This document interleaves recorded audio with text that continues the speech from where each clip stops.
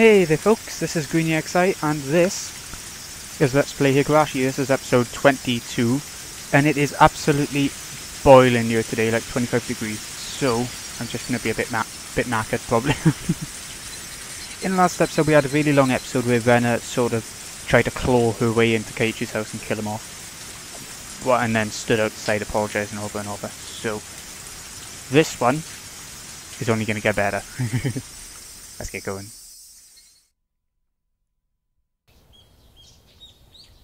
I guess I'd be lying if I said I didn't get any sleep.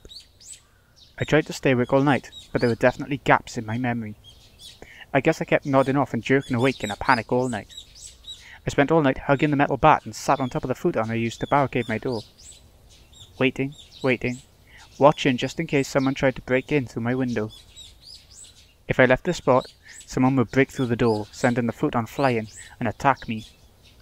But if I stopped watching the window, someone would break through the glass and attack me. I tried to tell myself I was just being paranoid, but I couldn't sleep. The thought of being so vulnerable scared the living daylights out of me.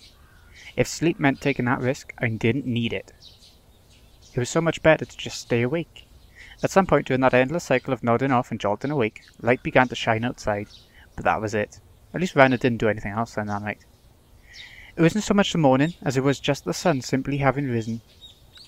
I snuck a peek out through the curtains. Rena was gone. I couldn't see her anywhere no matter how hard I looked.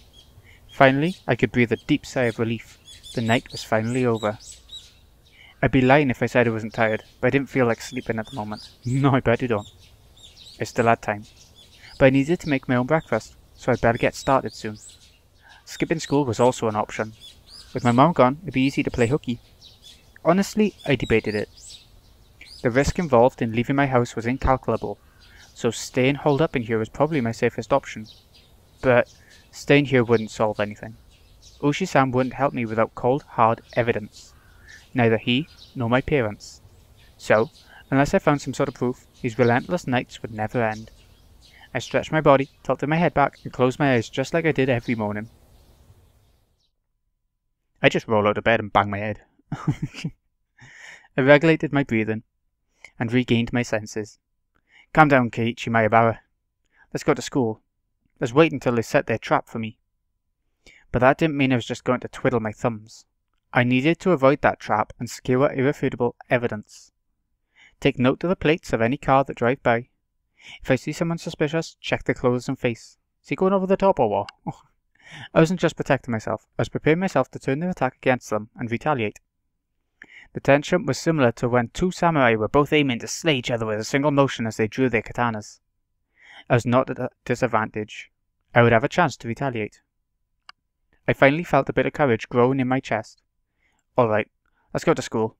I tightened my grip on Satoshi's bat. He was the only partner I could count on. He's got an imaginary friend. Satoshi, please lend me your strength, and entrust your dying regrets to me, since you were probably murdered. I'll make sure I dispel them. With renewed resolve, I checked the clock. It was still early. Of course, I was going to school myself today. If I didn't want to run into Rena or Mion, I needed to leave now. The shattered fragments of the cupboard were still strewn all over the entryway. Right. I meant to clean that up last night, but never got around to it with a phone call and everything. Yeah, you had more important stuff to do, sir.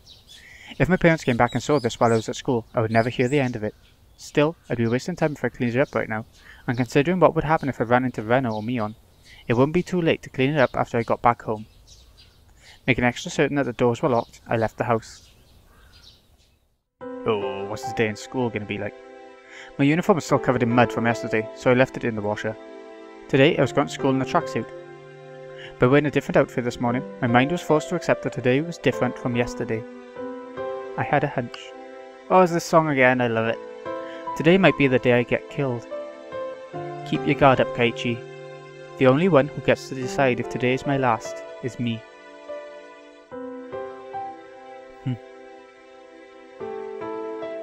So peaceful, so nice and peaceful. Especially considering what the situation is like. Okay, made it to school. I spent the morning practicing my swing like it was my natural routine. After a while, Rena arrived at school. Our eyes met, but we said nothing. Rena said nothing about last night, as if it never happened. But I could see that those events were real by the wounds carved into her fingers. Oh, I just heard her telling Sadako and the others that the bandages were from hurting herself in the kitchen. Though, it wasn't like it bothered me. The details that Higurashi-san shared about Rena's incident before her transfer played vividly in my mind. Now that I knew about it, I couldn't even dream of Rena as a cute, ideal girl. Well, no, obviously not. Keiichi, I see you're still aiming for the Nationals. It was Mion. I'd already sensed her approach, so I wasn't that surprised. Oh, Mion, if you understand, then leave me alone. I'm busy practicing. I give her a curt reply without my usual jokes. Then I give the bat an even larger swing. Tactically, keeping Mion from getting any closer. Hey Kei-chan, take it easy. I think Mion got the message, but she still urged me to give it a rest. Homeroom's not that far off, is it? Just let me finish practicing. I swung the bat even harder as a sign of my refusal. Kei-chan, when did you get into baseball? Just recently. Recently? You mean yesterday? Don't ask if you already know. Oh, look at that face. Oh dear, that's a very unsportsmanlike reply. It distracted me. Go away. I ignored Mion and kept swinging. Normally she'd get mad or bored and leave if someone gave her the cold shoulder like this. But Mion just stood there, waiting patiently for me to stop swinging. I didn't sense any hostility. But we were at school, in plain view. I doubt she'd suddenly attack me here. Or was that too naive? Still, I was starting to get tired. Maybe it won't be so bad to take a break and hear her out. You need me for something, right? What is it? Sweat poured from me as I stopped swinging. I noticed my shoulders were heaving as I breathed. I cursed my lack of exercise. At this rate, I might not be able to move as needed when the time came. I should probably keep practicing my swings to build stamina in addition to the excuse for carrying the bat around with me. Well, it's nothing important. If you're tired, I can ask again later. No, it's fine. I'm only dealing with you right now because I judge the situation to be safe. Talking to you alone and away from others, that's out of the question. Well, Mion was uncharacteristically trying to choose her words, but unlike Higurashi-san, it didn't look like she was going to talk about something I'd rather not hear. Mion was puzzled, trying to find the right thing to say, but then she gave a hearty laugh to break herself out of that mire. Ah! This old man's just no good at this stuff. Having a poor vocab hurts. What's this all of a sudden? If you have something to say, just say it. Stop it. Stop that swinging. She got straight to the point. Her request was so frank, I didn't understand it for a moment. I'd already stopped swinging to listen to her, hadn't I? I just stopped, didn't I? That's not what I meant. I want today to be the last day you swing that bat. I'm sorry. Why? It's not up to you, sir. It took me some time to understand what she was asking for. What's wrong with swinging a bat? Why? It's none of your business, is it? I'm not bothering anyone, am I? You are. None said it flat out. This didn't make any sense, and that was really irritating. When did I bother anybody? Mion was at a loss for words, but she finally made up her mind and spoke, though she stuttered as she said it. But because Kei-chan, that's someone else's bat. You shouldn't borrow it without permission. It was left behind by a student who transferred, right? I'm just borrowing it until he comes back for it. Huh? Ah! Yeah, he transferred. Mion grew uncharacteristically flustered. That made it all too clear that this transfer was a lie. But strange, isn't it? For the older brother to transfer by himself, while his little sister stayed behind. Mion couldn't hide her reaction as my words shook her up. True mind. Kei-chan, you knew? Satoshi Hojo. Sadako's older brother, right? The one demoned away last year. Unable to respond to that, Mion fell silent. Ren asked the same thing. Why did you start swinging that bat? She told me that Satoshi did the same thing, practicing his swings, right before he went missing. So, is this some kind of omen for Oyashiro-sama's curse? Mion panicked and looked around. Please, Kei-chan, don't mention Oyashiro-sama so recklessly. I don't believe in him, but the others very much do. Rena especially. Dangerously so? Anyway, You're scaring everyone. If you're just fooling around, then stop it. You have to stop acting like Satoshi. I was the one who was scared. Who do I have to thank for taking up the spat in the first place? But it still unsettled me knowing that my actions were overlapping with Satoshi's. It would be one thing if someone suggested it, but I thought I was making my own decisions. I'll say this now. I don't know anything about Satoshi. After all, you didn't tell me anything about him. We didn't mean to hide it. You were hiding the incidents that happen every year, weren't you? That's because we didn't want to... You didn't want to scare me? That's the reason for leaving me out? No, we didn't mean to... Mion, I asked you directly if something happened at the dam, didn't I? You told me nothing happened. When someone was dismembered and murdered, you lied to me. I'm sorry. I didn't mean to lie to you. Friends don't hide things from each other, right? Isn't that right? Then you all aren't my friends. Kei-chan, we... Mion looked helpless and flustered. Was I imagining the tears in her eyes? I never could have imagined Mion acting like this. Oh, by the way, those get well mochi you brought the other day? They were good. I thought I was going to bleed. Who did it? You? Or Rena? Me. She admitted it so easily. I couldn't help but be surprised at how easy that was. You could have killed me. How could you do that to a friend? But it was just a little prank. Mion gave me a wry smile mixed with confusion, causing even more anger to well up inside me. You think that was a prank? I grabbed Mion by the collar and lifted her up. Oh god, don't throw her. That wasn't the same as putting Tabasco sauce in a piece of mochi. It was a needle, a sewing needle. If I'd swallowed that and it lodged in my throat, what did she think would happen? Mion's face froze as her body rattled in fear. This wasn't the Mion Sanzaki I knew anymore. Anyways, you're not my friend. There's no reason for me to listen to someone who's not my friend. So just leave me alone for a while. Got it? Mion wasn't replying anymore. It won't be that easy to erase me, you know. The cops have been onto you from the start, so don't think you can make me disappear like you did Satoshi. I said it clearly. Oh god, they know everything now. This was my declaration of war. I think you guys are suspects in the previous incidents too. I also know you've spent a lot of time with the cops ever since the anti-dam movement. Don't think you can hide it from me, got that?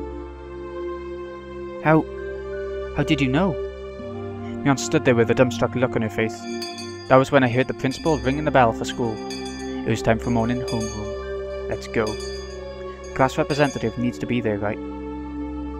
At that moment, for the first time, I realised Mion was sobbing as tears ran down her cheeks. Ah, if it was any other sort of day, near the start of the game, maybe you'd feel sorry for her. You're so mean, Kei-chan. I wanted to console her, but I shut my mouth. I had no need to feel guilty. I'm going. Don't be late for homeroom. I left Mion still shaking as I turned around to head for the entrance. I had no idea how troubling it was to make a girl cry. Behind my back I could hear her muttering. It was a faint mutter as she was speaking to herself. Oh, what'd she say? So that's how it is. Huh? She wasn't saying it to anyone. It was Mion talking to herself. But it was a sobbing voice that had a kind of giddy, cursing tone.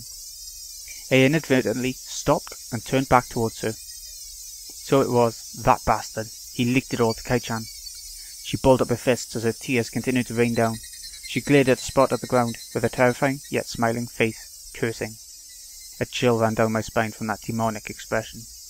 This transformation, Mion's transformation, was different from Rena's. I should have killed him back then. He forgot the mercy I showed him just because he was going to retire this year. Retiring this year? Was she talking about Uishi-san? Damn it. Damn it. I'm gonna kill that damn old man. Oh god. It felt like the air itself had begun distorting. With Mion at the centre, the world had begun to twist and spiral. Bending. Whirling. This was the first time I'd known, no experienced such a visage. Rise. Attention. Mion made up an excuse for her red eyes by saying there was something wrong with her contacts. After that, neither Rena nor Mion spoke to me for the rest of the day. How old is Mion then, exactly? Because I've only got to be a certain age to wear contacts. Neither Satoko nor Rika-chan looked me in the eye. Strangely, I didn't feel hurt. Everything had just went back to the way it was. The months since I transferred in had been almost too much fun. That was all. School was supposed to be something like this to begin with. I should have disliked that feeling, but today it felt oddly refreshing.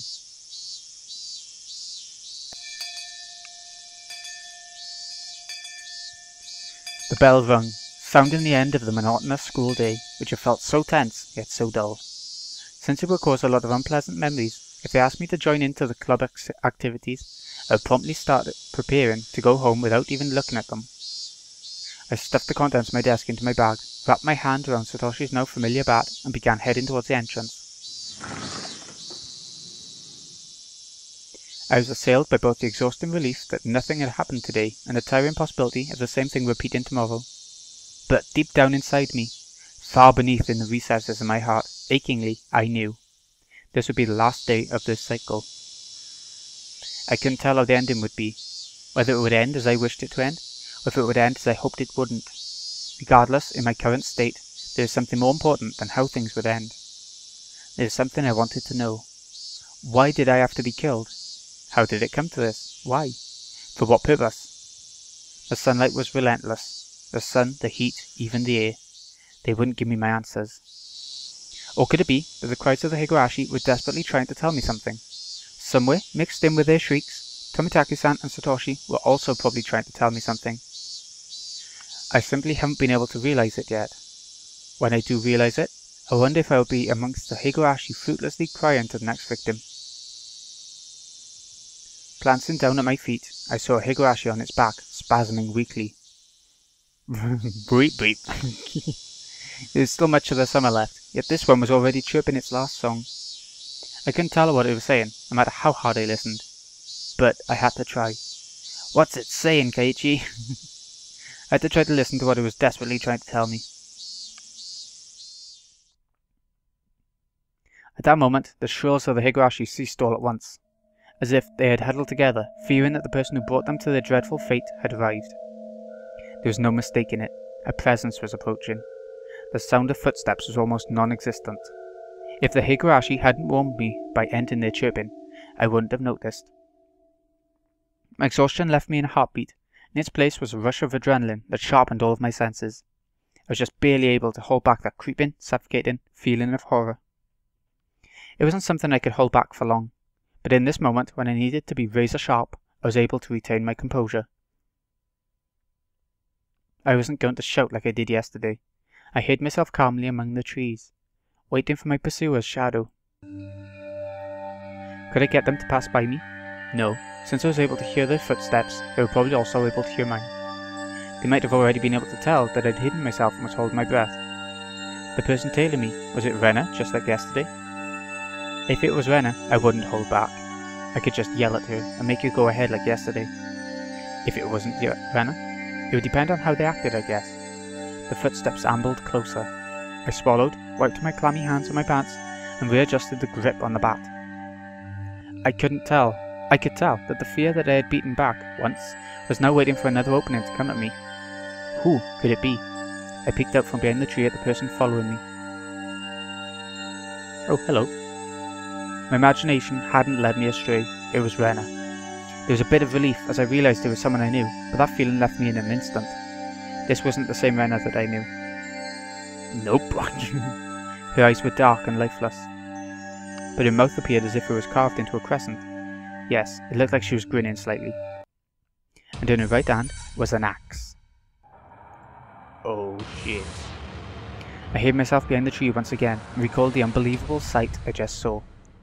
What was that just now? The embodiment of terror, laid bare. Baseball, practicing my swing, there were tons of excuses for me to be carrying a bat. But for that axe? There was no excuse for that. Nope, she's just chopping wood. An axe, just like that? Keiichi-kun, are you playing hide and seek, I wonder? I wonder. My heart was pounding, hard enough that I had trouble breathing. What little composure I had been able to hold on to was now crushed.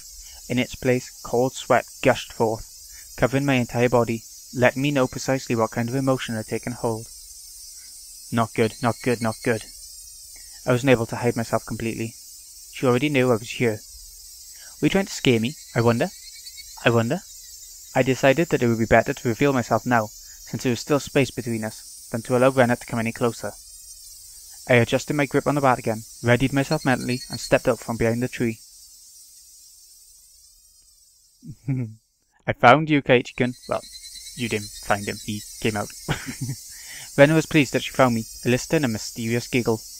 Her mouth was smiling, but her eyes told me she was displeased by the fact that I had been hiding. Those eyes. They were just so empty. My legs began to quiver. Not good. In the pit of my stomach, some sort of viscous, hot and cold substance began spreading around. If I allowed it, that substance would slip into my bloodstream and undoubtedly freeze all the organs in my body. Not good, not good. I'd be devoured by Rena at this rate. Strike back. Sorry, I got a bit of phlegm, my fault. Don't lose. What is it? I blustered, hiding behind my bravado, but Rena didn't flinch one bit. Just the same as Keiichi-kun, I'm heading home. Then what about that axe? Then what about that bat you're holding? I'm practicing my swing. Then I'm treasure hunting. With an axe. Rena gave a flippant explanation as to why she had such a fearsome weapon. Treasure hunting? At the treasure mountain near the dam site, I found a new cute thing, so I needed this to dig it out. How could I believe that? You wouldn't believe it, would you? Rena's laugh was obviously very strange. I'd seen Rena's transformation many times before, but the one today was completely different. Like her mischievous tone and the shrewd glint in her eyes, it wasn't something that roundabout. I'm not sure what to say, it was just so obvious. Wait, Keiichi-kun. Rena didn't stop walking, even as she let out that eerie laugh. Whenever Rena got too close to me, I would scurry away and turn back towards her. The cycle repeated over and over. No matter how you looked at it, I was being chased by Rena and was trying to escape. Don't follow me! I can't do that. My house is this way, after all. When I met with Rena on this road yesterday, she cowered and trembled as she followed my commands. But today was different. Rena didn't show a hint of trepidation. Actually, wasn't I the one who was cowering? If the way home for Rena and me was the same, that's fine. I just changed my route. That'd work out, wouldn't it? I turned onto a side street I'd never been down and knew little about. But Rena saw me do that and followed me while laughing. Why? Why? Aren't you going home? Then just go down home. The street you normally do. Why would you follow me down this weird little road? Those thoughts screamed in my head, eventually spilling out of my mouth. Why you follow me? The tone of my voice was already tinged with terror. Because I want to talk to Keiichi. Keiichi wants to talk to Rena too, doesn't he? Doesn't he? I don't want to talk about anything with you. That's a lie, isn't it? There's something you want to ask me about, isn't there? Not at all. I have nothing to talk to you about. That's a lie, isn't it? It's not a lie. Oh my god. Oh god, lies. Rena's scream echoed, startling some nearby birds into flight. Doesn't anyone hear her? She's a freak. I cringed in fear. The only other thing I could do was increase my pace. Let's talk, Keiichi-kun. Talk. Talk. Why was I running down this unfamiliar and deserted street?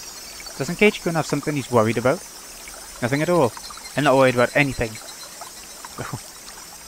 Even though I was running, even though Rena was walking, why wasn't I getting any further away? I know. I really do know. You're scared, aren't you, Keiichi-kun? I'm not scared. I'm not scared of anything. Lies! Ah, the mouse is gone. Hold on. There we go. Give it a good whack and it'll work again. My breathing grew heavy, and it felt like my legs were giving out from beneath me. Rena wasn't even breaking a sweat. I'll listen. This time I'll listen. I had no idea what she was talking about, or what exactly she wanted to do. This time I'll listen. It will be different from the time with Satoshi-kun. When she said Satoshi's name, I turned back for a moment. But even as I did that, Rena was still advancing. I couldn't afford to stop. Satoshi-kun was worried too. It looked like he was having such a hard time, but I didn't listen. I was so sad. Where did this street connect to? All these twists and turns, ups and downs. It was hard to believe this was even remotely in the direction towards my house. My sense of direction had long since gone out the window. I really regretted it when Satoshi-kun transferred out. I thought that if I had listened, he may not have transferred out. I really regretted that. The road led me deeper into the forest. Wasn't I getting farther away from the village the more I ran? I lost more and more of my composure the more I thought about it. But despite this realization, my inner self was still disturbingly calm. So you see, I vowed. I vowed that if there was someone struggling like Satoshi-kun did, I'd save them. I don't want to see anyone transfer out again. Damn it. What does transfer even mean? I won't let you transfer me. I won't end up the same as Satoshi. Come on, Keiichi-kun, talk to me. I'll be able to understand you, Keiichi-kun. I'm your ally. I started wheezing, out of breath. My lungs were so hot that they felt like they were going to explode. My heart was beating as hard as it possibly could. I should have practiced running instead of my swing. I couldn't even afford to scoff at that stupid thought. If Keiichi-kun doesn't have anything to worry about, he'll go back to normal. Everyone will be back to being friends, and we can enjoy club activities again. Next time we'll team up and beat Mii-chan. Yeah, how much fun that would be. Rena couldn't even imagine how much I had wished I could turn back the clock on these past few days. You could be nice to me again too. I want to go searching for treasure again. How can you be nice to you? You're threatening him and stuff. This time I'll prepare a nice lunch. Actually, we could just go right now. Let's go up to the dam site together. I'll show you the cute thing I just found. I'm sure you'll like it too. Oh shit. My footsteps made pathetic flapping sounds as my legs wobbled and faltered. Hot to my heels, Rena's steps were sharply breaking twigs underfoot. I had to accept it. I was on the run, being chased by Rena. If she caught me, it was all over. I realized it instinctively. I couldn't even begin to think of what the end would entail. Just that if I was caught, it was all over. That's all I knew. It didn't matter how it was going to end. I wouldn't let it end. Not without knowing anything. Not yet. That momentary lapse was all it took. Of all the things that could have happened, my knees buckled underneath me and I crumbled towards the ground. I tried to stand frantically, urging my legs to respond. I used my bats and makeshift cane to prop myself up, but Rena was already standing right in front of me. Chop his head off! Compared to me, out of breath and utterly exhausted, Rena was so cool and composed that she could have froze the air around her. She wasn't breathing hard at all. Rather, I couldn't even sense if her heart was beating.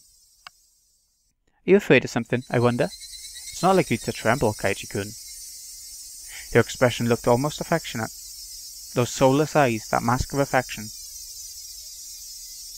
As she admonished me for trembling, Rena's hands deftly slipped over her head.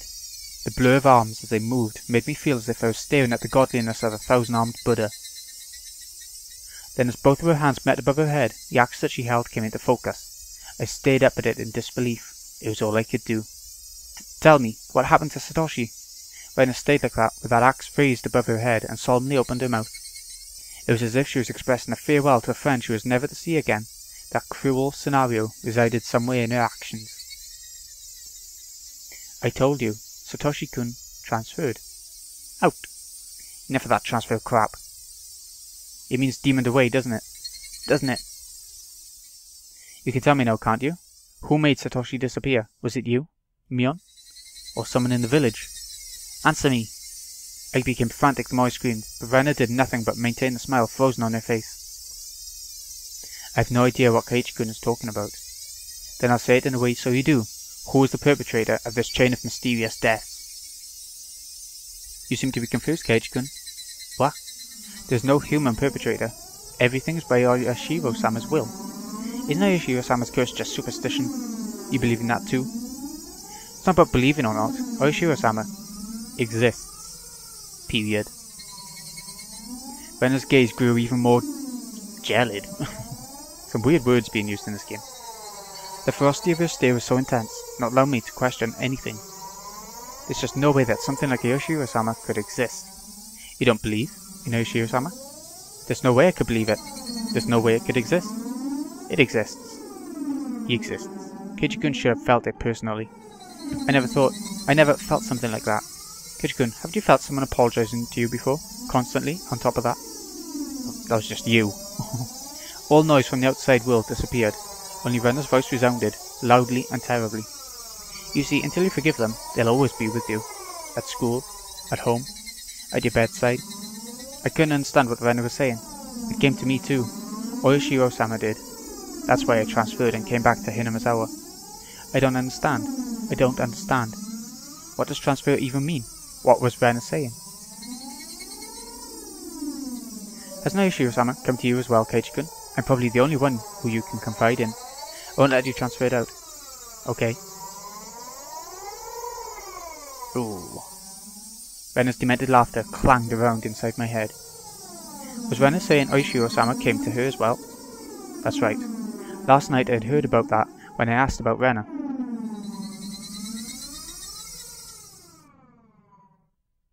Please keep this confidential. Also, part of this may be speculation. Not all of it may be true. Are you still interested? Ushi-san began speaking. Neither the victims nor the school filed a complaint, so there's no preliminary report. Basically, the police hadn't intervened in this matter. So all of these details are just what I heard from those involved, meaning it's not that credible. You said there were victims? Didn't Rena just break all the windows? No, Rena had attacked 3 boys, using a metal bat. Going back to this now, so anticlimactic. 2 of them made it out with only bruises, but the other had been injured so badly that one of his eyes was permanently damaged. Wouldn't that be considered assault? Shouldn't the police have arrested her? For whatever reason, the victim never pressed charges. There was no report to the police, so they were beaten with a bat and suffered significant injuries. Normally there would be a criminal investigation, but why didn't they press charges? I tried asking the 3 male victims for their side of the story, but they all were reluctant. It's hard to say, but they were all afraid, even after she had transferred schools. Uishi-san, could you summarize it starting from the beginning? Rena hit people while she broke the windows, or was it she started breaking the windows after she got bored of hitting people?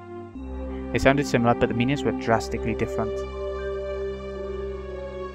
On an undisclosed date, Rena Ryugu was conversing with 3 male students, close friends of hers, near the pool storage shed. Who were those 3? I can't reveal their names, but they were close to Rena, and it seems they were a group of friends. She was the lone girl in their group. So it wasn't that strange that the 4 of them were together. So what happened? I don't know the reason why. She took the baseball team's bat that was in the pool storage shed and beat the 3 of them down, one after the other. What? There were no witnesses. This was an account pieced together by the information given at the time of the incident. One day after school, Rena and 3 male students were at the pool storage shed talking together. They weren't seeking help, rather, they usually met up there. It appears it became a heated discussion. At that time, Rena underwent a change. The change was so abrupt that the 3 of them didn't comprehend what was happening. No, they got whacked in the head instead. Then, taking the metal bat, she attacked her friends one after the other.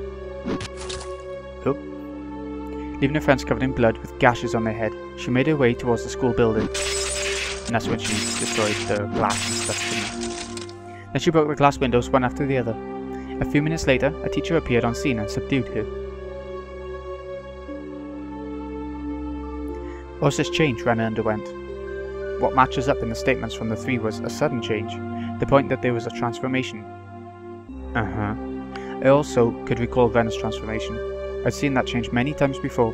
It was so different from the usual Rena that I couldn't help but believe it was someone else who looked like Rena. The transformation they talked about, had it happened before? Nope, nothing like that. As far as I could find out in her medical history and past, there was nothing like that. Does that happen often, where people change suddenly like Rena did? Of course it does. There are plenty of psychological phenomena that could cause something like that. Then you're saying there was a dormant element in Rena that caused that transformation? I cannot say that for certain. But according to the statements of her friends, it's hard to believe she had such a side to her. Kind, caring, adorable. Even before she transferred here, she was probably pretty popular in school like she was now. That girl transforming suddenly and assaulting them with a bat. Who could imagine such a thing? Nobody could have seen it coming. I, myself, sometimes believed that I was mistaken for thinking that was Rena, even now. Then what happened after that? There was a hospital right across from the school, so the 3 of them were carried in and treated quickly. What about Rena? What about the police? Why wasn't there a criminal investigation? You see, the police can't get involved unless they are called. Even though one was badly injured with permanent damage, why didn't they file charges? That's what caught my attention as well. Either some threat or pressure was placed on them, or they had a reason they couldn't file charges, even if they wanted to. We're talking about you after all. Of course you looked into it, didn't you? Well, yeah, but I told you at the beginning, didn't I? That the victims were all very reluctant to talk. They didn't want to touch on the matter, or rather, they didn't want to be involved. Reluctant to talk. Didn't want to touch it. Didn't want to be involved. It resembled the villagers here and Oyashiro-sama's curse. Did the teacher at that school tell you anything? A school is hallowed ground. You could say they tend to keep scandals under wraps. I didn't have a search warrant, so I had to tread lightly, you see. Then, there was no comment from the school? No. They denied the incident even happened. It's just, 3 male students were carried in for blunt force trauma that day. That's all there was in the hospital records. The victims didn't speak, the school denied it happened. Then you don't know anything at all? Yeah. I know nothing other than the incident itself had taken place. The victims also wished this incident to be kept from the public, so if you and I both forget about it, Maibara-san, then this incident will probably just fade away. For a brief period we sat in silence. At first glance, it looked like a simple assault case, but that was just the tip of the iceberg. The depths were obscured by roiling waves, sinking quietly into the void as if it never existed to begin with. After that, she was suspended by the school. I bet she was. And during that time, she underwent psychiatric counselling. Did you hear anything from the doctor? Again, they were very professional in regards to their ethics, or at least very tight-lipped. Nothing even after you showed them your badge? I was told to get a warrant. The badge itself has no legally binding authority after all. Then how did you know that Rena confessed that it was Oyashiro-sama who did it? There was a nurse I asked in that department. She agreed to help me just from showing her my badge. Then what did she say? Turns out that the nurse hadn't heard everything. Apparently all that she remembered was what she overheard from inside the room. The nurse said that at the time Rena was very calm and mild-mannered. It was more like she was confessing her sins at church than a counselling session. She spoke with her mother there for some of it. But partway through, her mother was asked to leave, so it became a private counselling session between just the doctor and Rena for a while. The part with Oyashiro-sama, when did that pop up? Partway through. She screamed the name suddenly. That startled the nurse, and that's why she started listening in. It was Oyashiro-sama. Rena suddenly shouted that. I had no idea what was said before that, so I had no idea what the meaning behind it could have been. The doctor, calmly and collectedly, asked Rena to have a seat. What's this Oyashiro-sama you speak of? Gently, ever so gently. The fundamentals of counselling would believe in what you were told. Whoever abandons Hinamizawa would be hunted down by Oyashiro-sama. And they finally gotten to me.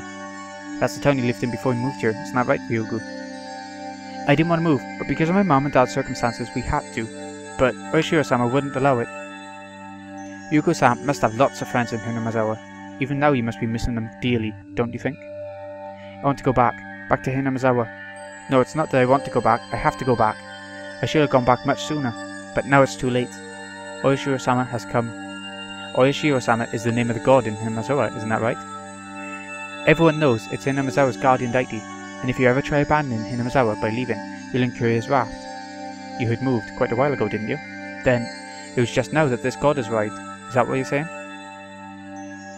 You might not believe me, but Oyashiro-sama exists.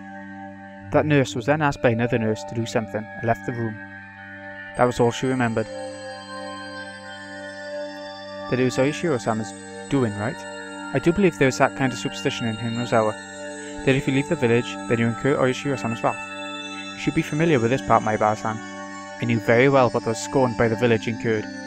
To hinder the dam construction project, they cursed the construction foreman to his death. Then the following year, Sadako's parents, supporters and leading advocates for the dam, were cursed to their death.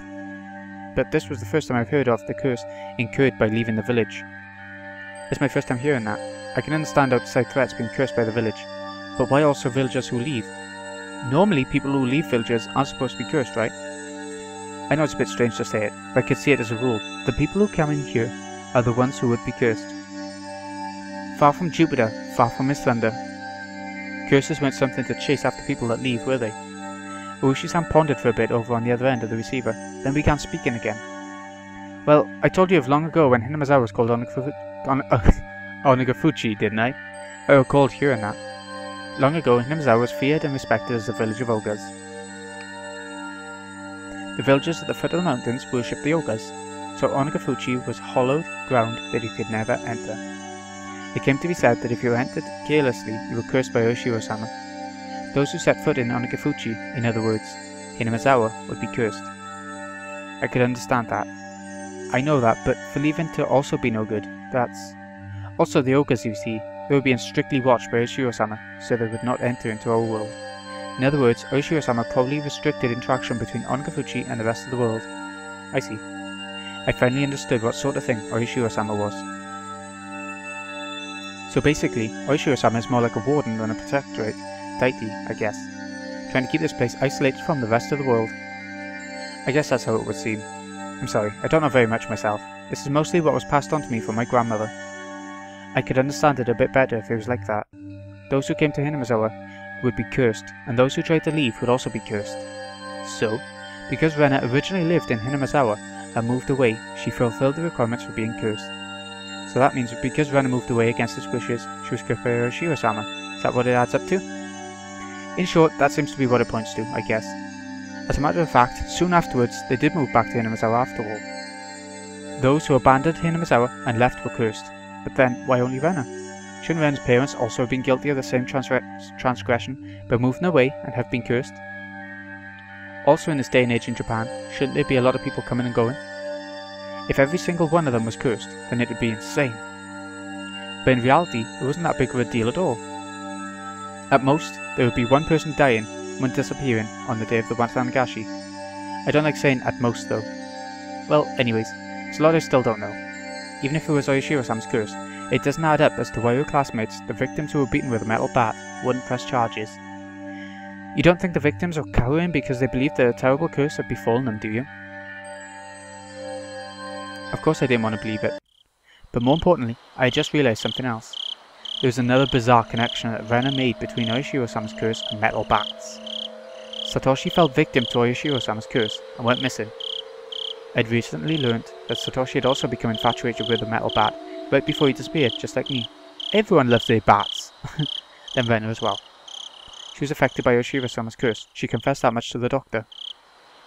And the weapon which she had used at the time at that horrendous act was, again, a metal bat. And finally, me. I'd encountered various things that were inexplicable, and I was holding on to a metal bat. I was shocked when I learned that Satoshi did the same thing. It couldn't be. Had the same thing happened to Rena?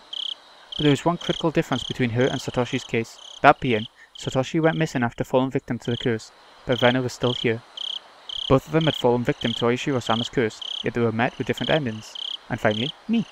I couldn't call it a coincidence anymore. Rena, Satoshi, and finally me.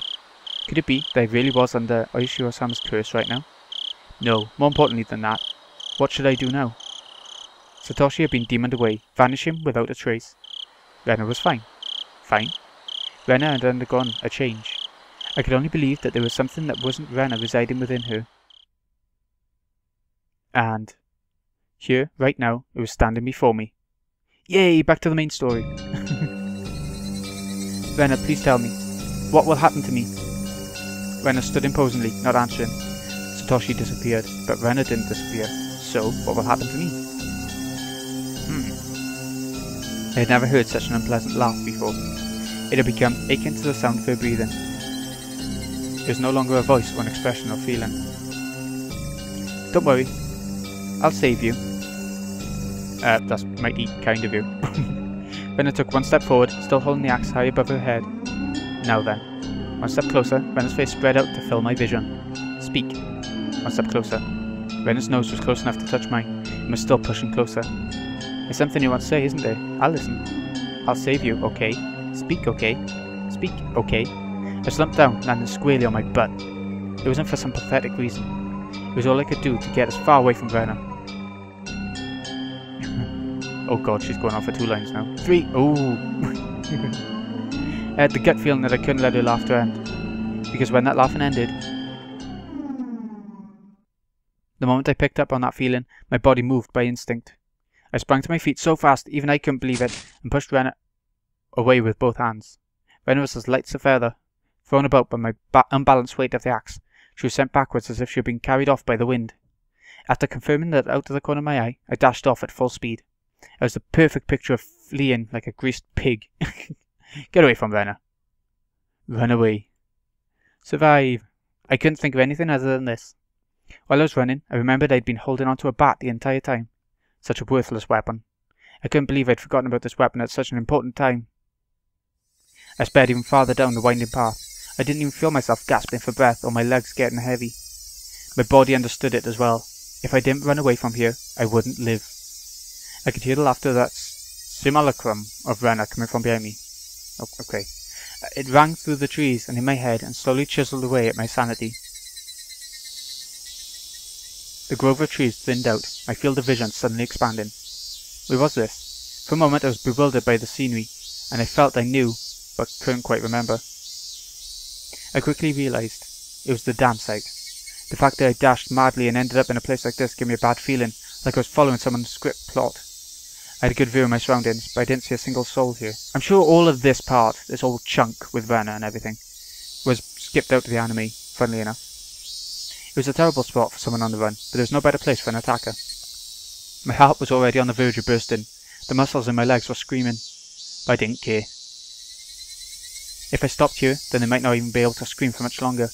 Even still, I glanced back, looking for an excuse to rest. Rena wasn't there. Instead, I saw two villagers walking around.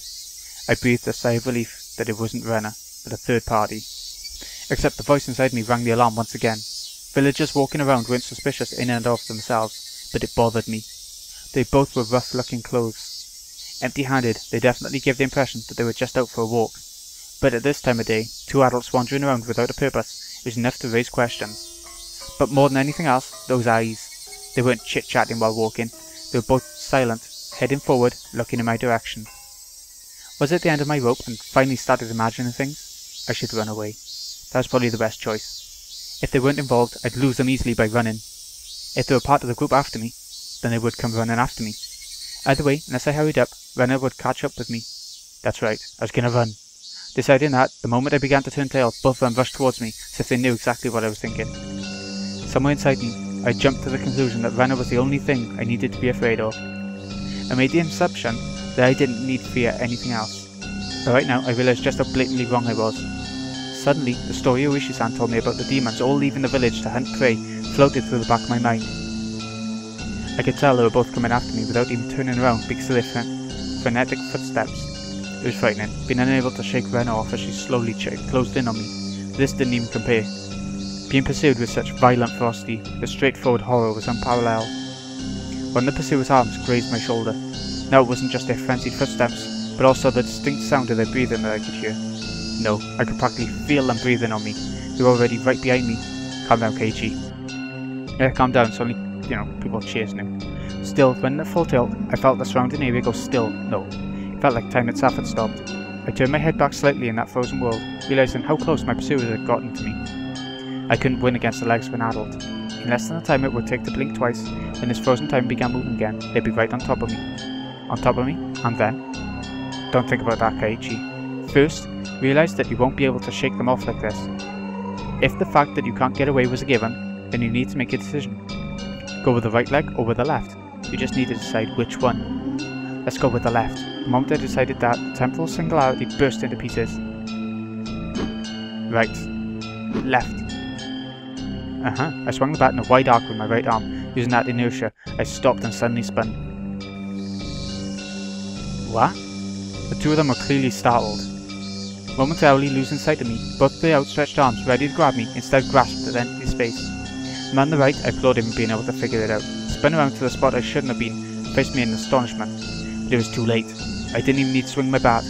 All I needed to do was extend my arms as I turned around. It was by no means a heavy blow, but it seemed like it had enough power behind it to knock him off his feet. Just knocking him down wasn't enough to scare him away. He got back up in no time. Both of them took a fighting stance and were ready to face me. This made me certain they weren't just two people out for a walk, they were clearly after me. Whoa. Did it take you this long to figure that out? It felt much easier than dealing with Rena. Just by not recognizing their faces, by not knowing them, it made things easier. I smiled wryly on the inside. What you want with me? Next one's gonna be right in your face, you bastard. It's fine if it was just a bluff, but barking out at them, I was able to fire myself up. They didn't respond.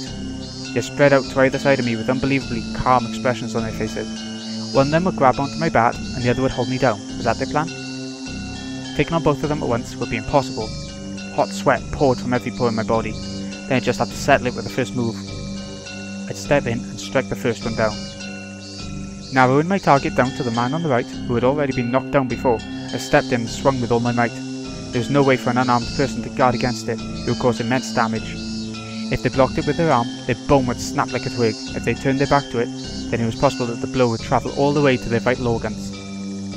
It looked like he was aware of this. He pushed farther through the kill zone between us and delivered a fist right into my gut. Not good. With this distance, in this position, and in this state, there was no way for me to dodge it. The world flips upside down. I understood that I was being tossed around like a rag doll. I landed on the soft earth without a sound feeling. The grainy soil pressed against my feet. And his face. It didn't hurt at all. but the moment I thought that, I suddenly felt pain coming from the abrasions on my skin, as well as the contents of my stomach being forced upwards, flooding my mouth with a bitter sensation. I knew very well that I didn't have the time to relish this experience. I stood up as quickly as I could, but at that moment the other man was already barreling towards me. Being able to comprehend calmly that I simply couldn't dodge it made it all the more upsetting. After ploughing into my stomach full force once again, my assailant twisted around behind me and locked his thick arm around my neck. My throat felt like it was being crushed by his immense strength. I couldn't even contemplate that I was being strangled, or that I was about to go unconscious. My vision simply darkened, and a silent whining noise began playing deep inside my mind. It took everything I had to keep myself from blacking out. While this was happening, the other man was more than likely standing in front of me. I wasn't able to open my eyes, but I could feel that he was there. There was nothing I could do now. Unable to shake this arm off me, I couldn't run. I couldn't fight back. Dire straits. I couldn't even come up with a phrase that adequately described my situation. Oh shit, starting blacking out.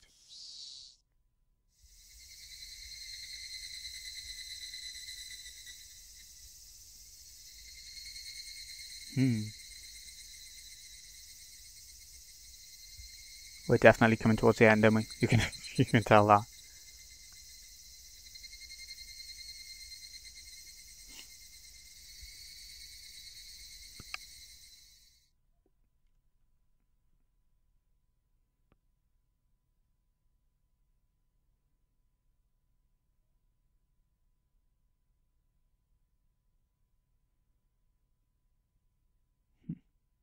He's back in his room, is he? A familiar ceiling, the smell of the bed and pillows, I knew them well. Was this my room? Normally, there won't be anyone in my room besides me, but their presence made me spring wide awake. When I did that, pain shot throughout my entire body. Feeling alright? I think you better just lie down for a bit. Where was Rena in my room? Blood began to surge through my muscles and my capillaries. But Rena's smile belonged to the Rena I knew well. I knew I shouldn't let myself feel this way, but I relaxed thinking that this version of Rena was safe. Why am I... Don't you remember? After losing consciousness, nothing at all. My body had become more lethargic than I could ever have imagined. I guess that would be the expected outcome after exerting everything I had back there. I tried to at least clear my head, but I just couldn't shake the sluggish feeling out of my mind. I called the doctor. He should be here soon. I think you better just lie down until then. I wasn't injured seriously enough to merit calling a doctor, but knowing that someone impartial was coming was slightly reassuring. Why am I here? I'm sure I was at the dam site. That's what I want to know. What happened? When I got there, Keiichi-kun was already passed out. That's why I'm the one who wants to know. I was attacked by two weirdos. As I talked about it, I finally remembered what happened right before I passed out. Recalling that memory and the terror that went along with it caused the fogginess around my head to clear right up. Let's forget about those two for now.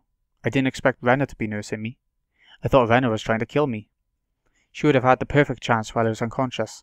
Not only did she not kill me, she had nursed me back to health. Amazing you could drag me all the way back here.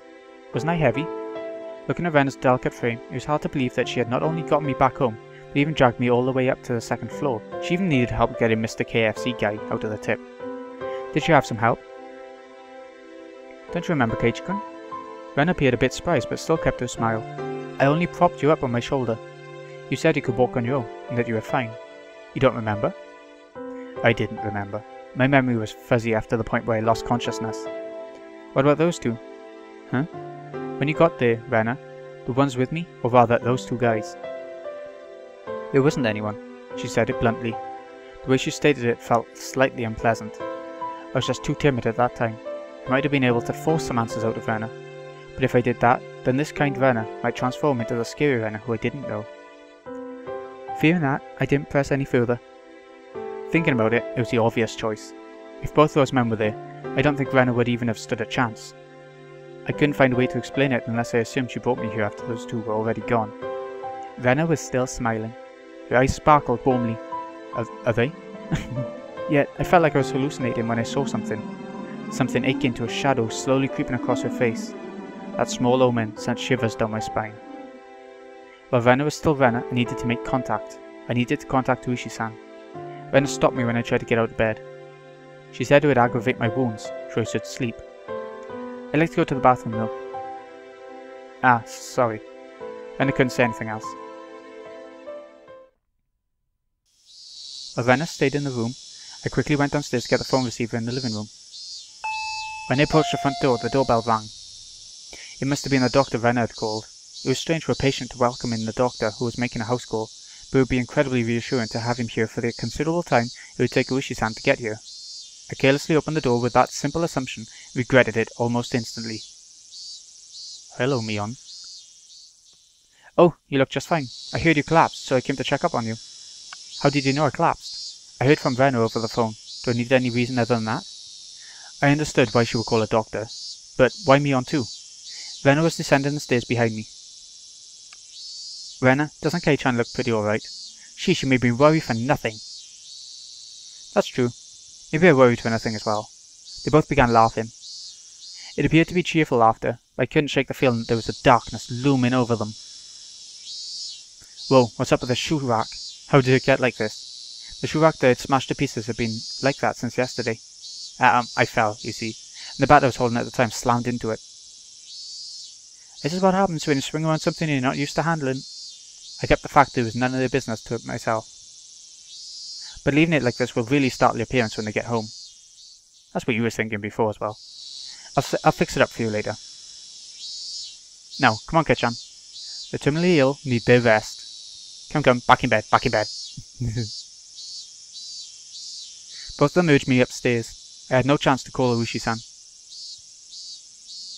was pushed into my bed. As it was the first time Mion had been in my room, she began searching around it intently. She fiddled around my room and was scolded by Rena. You can imagine how it went. Yeah, you can imagine. It was uncomfortable having my room poked around, but the conversation was so benign that it was heartwarming. During that instant conversation, Mion said something as though it was perfectly ordinary. Rena, did you call the manager? Yup. Right after I called Mi-chan. He said he'd be right over. Manager? That out-of-place word gave me a bad feeling. Rena called a doctor, then called Mion, and after that she called a manager. Who was this manager? Since Rena and Mion's conversation was so peaceful, it only felt slightly odd. What are you two talking about? Who's this manager? Didn't you know, Keiichi? You mean the manager when we say manager.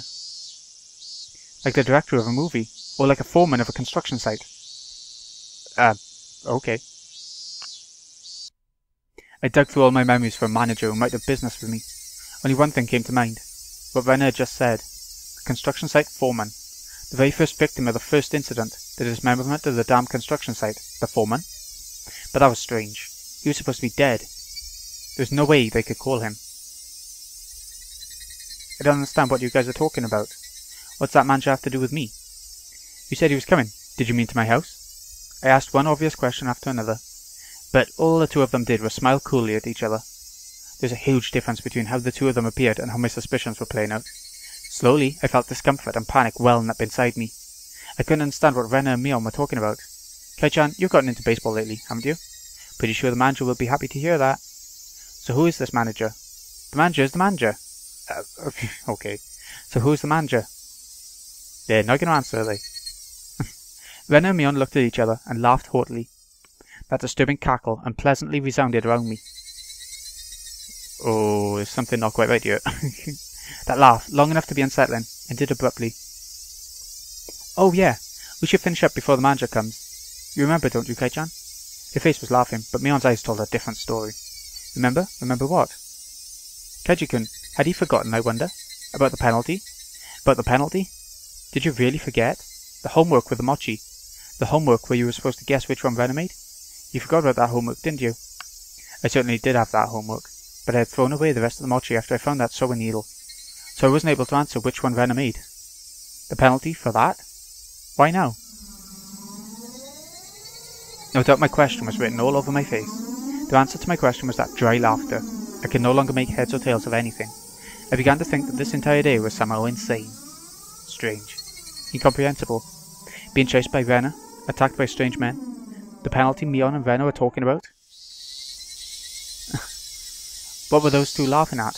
It didn't take that long for me to realize I had been dragged into an abnormal situation. Who were these two? Who were these people? Who were these doppelgangers of Rena and Mion? Rena had gotten behind me at some point. Why was she pinning my arms behind my back? What are you doing? Don't move. This is your penalty. Uh-oh. Oh, bad timing. My body was already very sluggish, and Rena pinning my arms made it that much harder to move. I seriously tried to struggle, but she couldn't even move. Budge. My panic began to well up, and I realised this was well beyond the realm of jokes and pleasantries. This freakishly monstrous strength, it would have been impossible for the Rena that I knew. Then, these thin, frail arms grasping me firmly. Whose arms were they? Keiichi, no struggling. Club rules, there are no exceptions. You can't fight against the penalty. Mion, no, that thing that looked like Mion spoke to me like how Mion would speak to me. But I was certain that this was not Mion. Someone who wasn't Mion. Someone who was just pretending to be Mion. Need to finish this up before the manager comes. Mion fished into her pockets and pulled out something bizarre. I could tell what it was just by looking, but for such a thing to be in her pocket, my mind wouldn't accept it. What is that? It was a small syringe. It was a small, clear syringe, like what a doctor would use when you went to him when you were sick. Then it held me even tighter, and I could hear that clattering laughter that no longer sounded like laughter blaring into my ear. That eerie laughter, it wasn't something that the Rena I knew could ever produce from her own throat. This thing that was pretending to be Rena, was this their real laugh? Unable to defend myself, the syringe Mion was holding drew closer. That needle tip was waved in front of my face countless times. Don't worry, don't worry. It won't hurt, it won't hurt. What are you planning on doing? What kind of sick joke is this? What do you think, Keiichi? You know exactly what's going on, don't you? About what? I don't understand any of this at all. I know you know. No use playing the fool this late in the game. Stop talking nonsense or try and confuse me. You're gonna have done to you what happened to Tomitaki-san. Oh. What? The same as Tomitaki-san? I didn't really understand what she meant. What did that have to do with this syringe? You're playing dumb, Keiichi-kun. You should have realised it by now. Rena whispered into my ear, laughing as if to admonish me. But even the way she spoke was repulsive beyond compare. Plain dumb? Me? About what? What do you mean, the same as Tomitaki-san? Everyone thought at first that it was a hit and run. Except when the officer got closer to check if he was still alive, he soon noticed it wasn't a normal situation. His throat was scratched out. From a knife or something? No. Nails. Nails? Nails as in fingernails? Were those gouged through? That's right. Tomitaki-san had clawed out his own throat with his own nails and died. There's no way someone could die like that. So then, for that to happen... We thought drugs were to blame, but nothing of that nature was detected. That's right. The police didn't find any drugs in Tomitaki-san's system.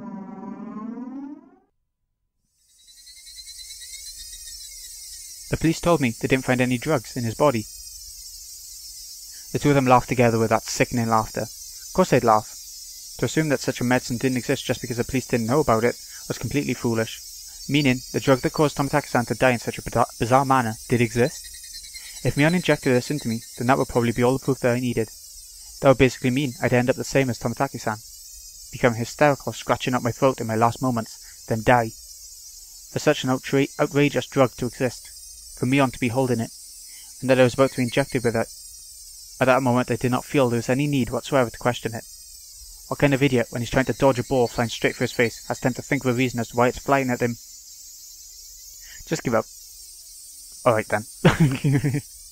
Mion's action lacked any gravitas, and that made it even more terrifying. There was none in the ceremony like when someone is sentenced to death. There was no hesitation at all, as if she were brushing their teeth. Mion reached out with one hand and grabbed onto my chest. It felt like electricity had run through the back of my head and the entire world had gone dark. Did I stand up too fast? Or did someone hit me really hard in the back of the head? Having lost my sense of balance, I was assaulted by a wave of dizziness.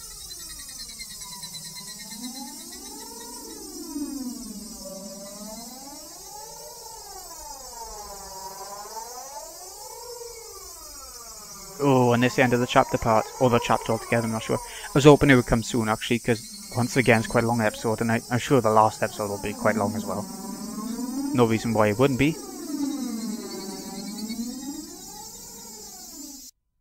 Nope, it's a chapter part, so I think the next part's definitely going to be the last part. I mean, looking at it. So, this has been Greeny XI. I hope you've enjoyed. I'll see you again next time when we go for what I think will be the final episode of this arc. Thank you so much for watching. I'll see you again in a bit, folks.